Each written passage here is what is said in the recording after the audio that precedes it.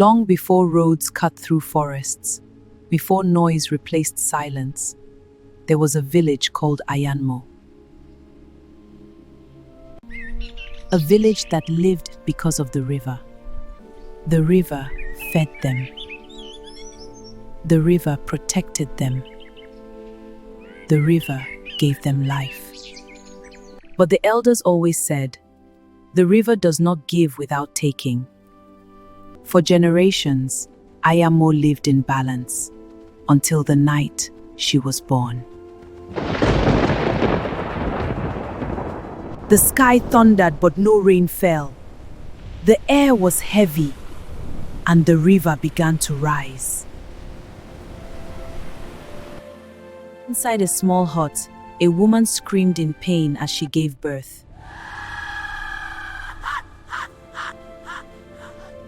Outside, the elders gathered, watching the water creep closer.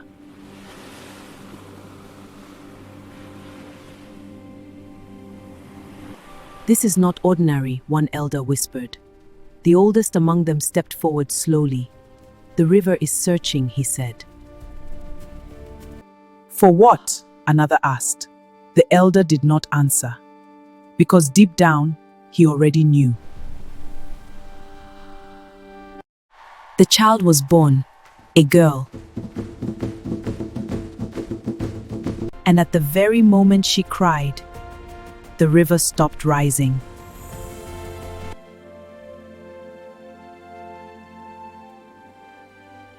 Silence fell. The elder closed his eyes. It has found her, he said. They named her Nala, but she was never just a child. The next morning, the elders gathered the entire village. This child, the head elder declared, belongs to the river. Gasps spread across the crowd. Her mother stepped forward, shaking. She's my daughter! The elder's gaze hardened. She is yours to raise, but not yours to give. A decree was made that day. Nala would never marry. She would never belong to any man, because she already belonged to something greater. Nala grew, surrounded by love and restriction. Children played freely, but she was always watched, always reminded. You are different, her mother said gently. But I do not want to be different, Nala replied. Her mother's eyes filled with sadness. Some things are not ours to choose. As a child, Nala noticed something strange. The river reacted to her. When she stood by its edge, it seemed calmer. When she spoke, the surface trembled. Mother, it listens, she said once. Her mother's face changed instantly. Never say that again. Years passed. Nala grew into a woman, beautiful, strong, and full of questions. But no matter how far she walked, she always felt it. Then one day, everything changed. Kato returned to the village, a hunter, strong, quiet, observant. He had been away for years.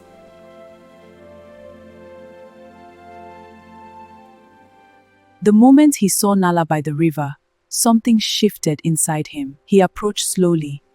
You should not be here alone, he said. Nala smiled faintly. And yet, here I am. Kato studied her. You are not afraid of it. I am tired of being afraid of something I do not understand.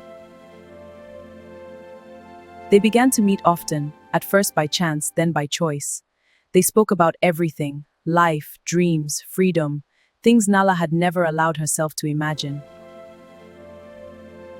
One evening, as the sun melted into the river, Kato turned to her. You deserve more than this, he said. More than fear, more than rules. Nala's voice was soft. And what do you suggest? Kato stepped closer. I suggest you choose your own life. And for the first time, she believed it might be possible. Love grew quietly. But love does not stay hidden forever. The whispers began. She spends too much time by the river, with him. Does she not know what she's doing is risking? Elders noticed. And they were not pleased. One night, they called her. "You walk a dangerous path," the head elder said. "I walk my own path," Nala replied. "You do not have one." He snapped. "It was chosen for you." But Nala no longer accepted that. "I did not choose the river," she said. "So why must I lose everything because of it?" Silence filled the room. That night the dreams began. She stood by the river, but it was different. Still, endless, watching. Then he appeared. A man, tall, calm, unnatural. His eyes glowed like moonlight on water. "I have waited," he said. Nala stepped back. "Who are you?" "I am what has always been yours." She woke up in fear.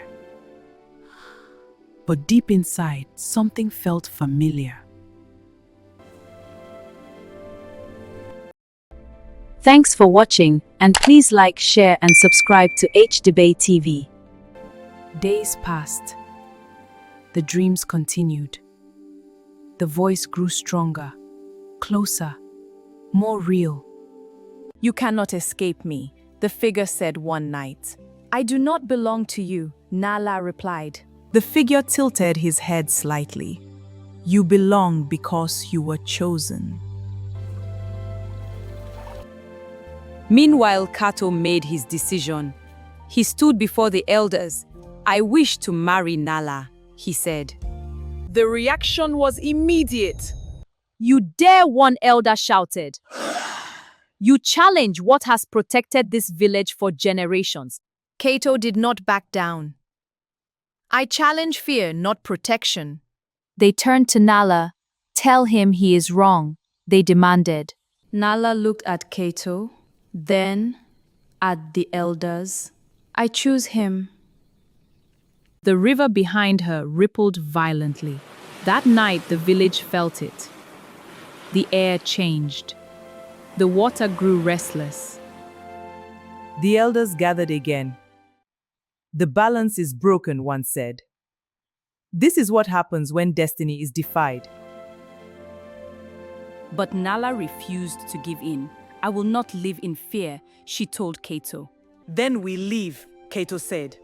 "We go where the river cannot follow." But the river had been listening all along.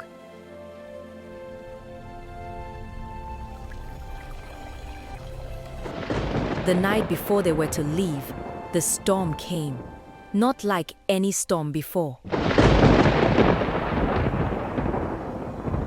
The sky roared, the wind tore through the village, and the river rose, higher, stronger, unstoppable. Water flooded the land. People screamed, ran, prayed, and in the chaos, Nala heard it. "Nala," she froze. Kato grabbed her hand. "Do not listen." But the voice was inside her now, pulling her, calling her. "I have to go," she whispered. "No," Kato shouted, "stay with me." Tears streamed down her face. "I am trying," but step by step, she moved toward the river. The water glowed, and from it he rose, the same figure from her dreams, now real, now undeniable. "I have come for you," he said.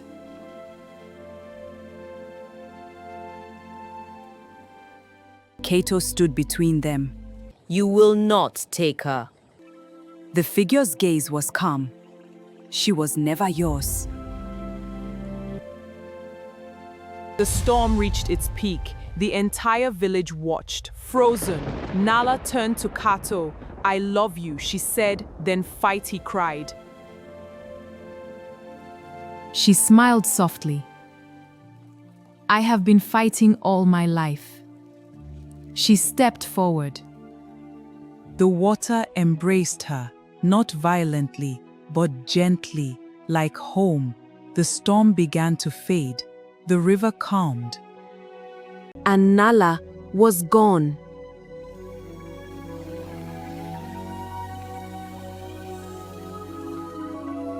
Years passed. The village survived. But something had changed. The elders no longer spoke with certainty, only with memory. Kato.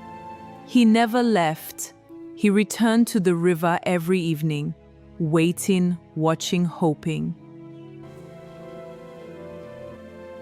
One night, under a full moon, the water shimmered, and for a moment he saw her, not taken, not lost, but transformed. She smiled. And in that moment, he understood she had not been claimed, she had become.